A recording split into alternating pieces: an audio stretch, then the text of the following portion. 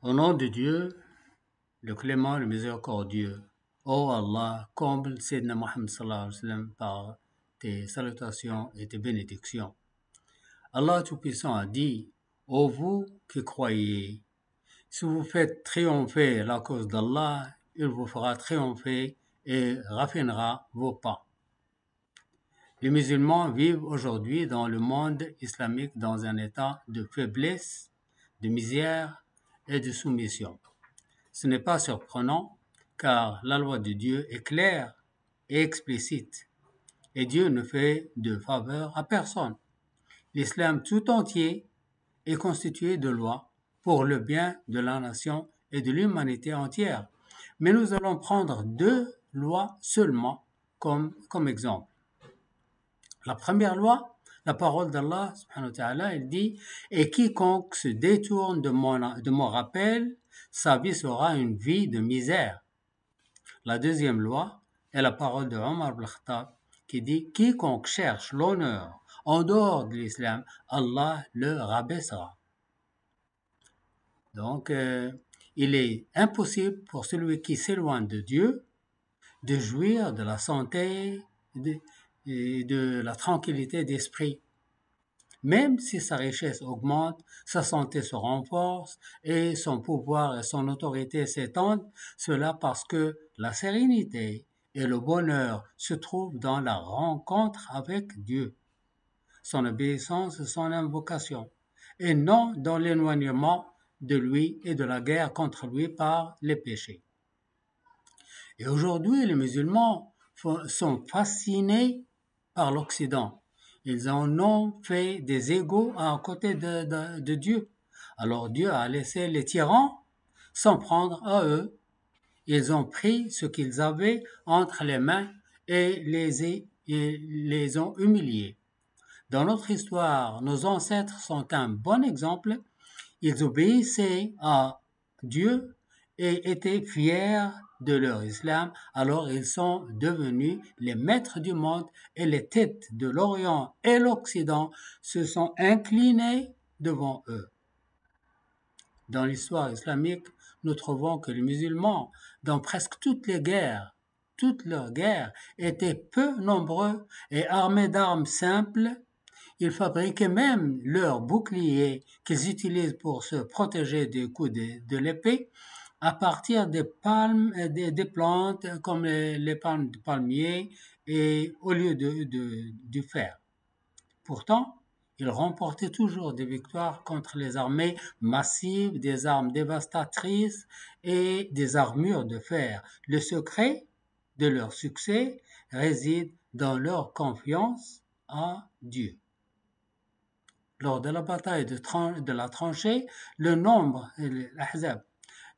des compagnons était de 1500 contre toutes les tribus arabes. Lors de la bataille de Mu'ta contre les Rassanides romains, le nombre de compagnons était 3000, tandis que celui des Romains était 200 000. Après la mort du prophète sallallahu alayhi wa sallam, lors de la bataille de Yarmouk contre les Romains, le nombre des musulmans était de 36 000 et celui des Romains était de 240 000. Lors de la bataille de Qadisiyah contre les Perses, le nombre des musulmans était 30 000, tandis que celui des Perses était 200 000 combattants avec 33 éléphants. Dans toutes les expéditions durant la vie du prophète Mohammed sallallahu alayhi wa sallam, puis dans toutes les batailles des khalifes bien guidés, le nombre de musulmans était très faible comparé à celui des mécréants. Et la victoire revenait toujours aux musulmans. La raison en est que l'islam était encore nouveau, la foi était forte et les musulmans préféraient l'au-delà à ce monde ci-bas, cherchant la satisfaction de Dieu. Dieu était donc satisfait d'eux et les soutenait. C'est une règle fixe qui ne change jamais. Allah dit, si vous faites triompher la cause d'Allah, il vous fera triompher et raffermera vos pas. Et nous voyons nos frères à Gaza, une poignée de musulmans assiégés de toutes parts, sans nourriture, sans boisson, sans abri, n'ayant pour armes que les restes des armes des sionistes. Et ils résistent contre le monde entier, arabes et non arabes, et ils tiennent bon. Oh Allah, fais triompher la vérité sur le faux. Celui qui regarde l'état de la nation islamique aujourd'hui ressent de la nausée face à son ignorance, sa médiocrité et sa flatterie envers les oppresseurs. Tout cela est dû à son éloignement d'Allah. L'état de notre nation aujourd'hui ne peut être réformé que par ce qu'il a réformé à l'époque de la gloire et la grandeur lorsqu'elle obéissait à Allah et se confiait en lui. Nous avons des leçons à tirer de la bataille de Badr qui sont écrites avec de l'encre d'or. Les musulmans ont décidé de s'attaquer à la caravane des polythéistes de Quraysh car elle contenait leurs biens laissés à la Mecque avant l'émigration. Ensuite, l'obéissance des compagnons au prophète Mohammed sallallahu alayhi wa sallam était sans pareil. Dès qu'il les consulta sur la rencontre avec la caravane, ils se précipitèrent pour sortir. Le prophète sallallahu alayhi wa sallam ne leur ordonna pas, mais il dit « Je vais à la rencontre de la caravane, donc quiconque veut m'accompagner, qu'il le fasse. » Tous ceux qui étaient présents répondirent, bien qu'il n'ait pas de monture, n'avait pas de chevaux.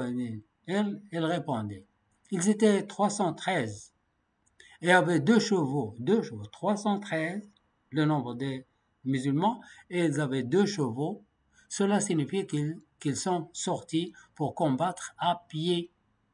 En chemin, ils ont entendu que la caravane était passée et que les Qurayshites étaient sortis pour les combattre en grand nombre et bien équipés. Le prophète sallallahu alayhi wa sallam les a consultés sur ce qu'ils voulaient faire, s'ils devaient poursuivre la caravane ou affronter l'armée. Saad ibn Mu'adh a dit « Ô messager d'Allah, nous avons cru en toi, nous t'avons cru, et nous témoignons que ce que tu apportes est la vérité, et nous t'avons donné nos serments et nos pactes d'écouter et d'obéir. Alors avance, ô messager de Dieu, fais ce que tu veux.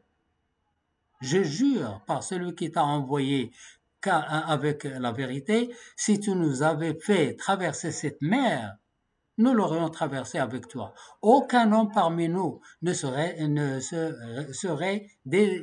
désisté. Nous n'avons pas peur de rencontrer l'ennemi demain, car nous sommes patients dans la guerre, sincères à la rencontre, et peut-être que Dieu te montrera de nous ce qui réjouira tes yeux. Alors avance avec la bénédiction de Dieu. Ce discours résume l'amour des compagnons pour leurs messagers, leur sincérité, leur bravoure, leur confiance en Dieu et toutes les belles et nobles qualités. Et Allah, le Tout-Puissant, dit « Combien de fois une petite armée a-t-elle vaincu une grande armée avec la permission d'Allah? Et Allah est avec les patients. » Les compagnons étaient 313 hommes. Et l'armée des polythéistes se composait de 950 combattants montés sur 600 chevaux, accompagnés de quelques esclaves et femmes pour les encourager. Pourtant, Allah a accordé la victoire aux musulmans, les a agréés et leur a promis le paradis pour leur obéissance et leur amour pour le prophète. Il les a soutenus avec des anges et seuls 14 compagnons ont été tués, dont 6 émigrés et 8 ansars. Quant aux polythéistes, 70 entre eux ont été tués, 70 ont été capturés, la plupart étaient chefs de Quraysh et les autres se sont enfuis. Une autre leçon qui mérite réflexion, c'est la prière. le messager de Dieu, paix et bénédiction sur lui, levait les mains vers le ciel et implorait Dieu et de lui accorder la victoire ainsi que ses compagnons. Il disait, oh Allah, accomplis pour moi ce que tu m'as promis. Oh Allah, accorde-moi ce que tu m'as promis. Oh Allah, si cette bande, ce groupe de personnes, de musulmans est détruite, il n'y aura plus d'adoration sur terre. Il continuait à appeler son Seigneur, les mains tendues vers le Qibla, jusqu'à ce que son manteau tombe de ses épaules. Et ainsi en était-il des musulmans avec le prophète Mohammed sallallahu alayhi wa sallam et bénédiction sur lui dans toutes leurs situations. Amour, écoute, obéissance, préférence, altruisme, etc.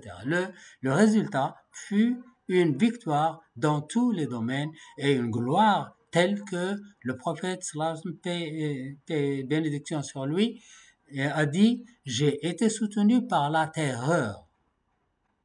Ce principe perdure jusqu'au jour du jugement. Quiconque place sa confiance en Allah, Allah le soutiendra. Wa sallallahu wa sallam ala sayyidina Muhammad wa ala alihi wa sahbihi ajma'in.